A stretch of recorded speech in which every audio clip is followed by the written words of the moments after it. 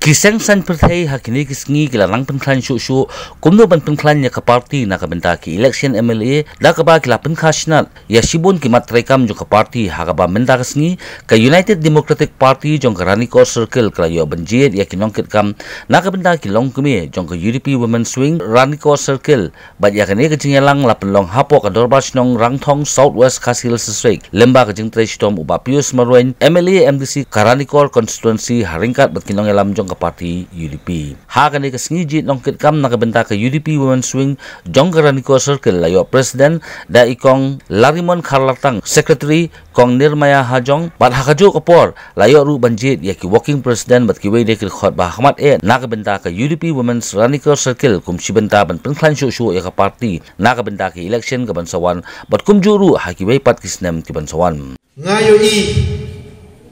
ba ka jingjit nongkit kam kung bangi layo snow na dumene, bangi layo, yai President dan Secretary,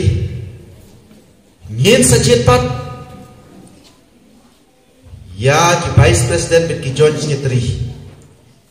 ngilajit na ki jaka ki area ki dong, mo ki jongi, namar ba ka konsumsi ki jongi kalong, kabahe kabayar, ni habjit, ka area wise, nang ba lada gidon kanu kancingnya lang ki meeting ki jopi kenang bangin yo ban pentip kenang bangin ngin suk ban pentip na kamta ki jopi bat yina ban yak pet yanti ya kacing terikam. Since 2014, our country has been plagued by divisive forces. TMC is in Meghalaya with the mission to empower the people, uphold the ethnic cultures and traditions, celebrate the sacred land. To oust the proxy BJP government from Meghalaya, be the change, support TMC by calling on 96877 96877.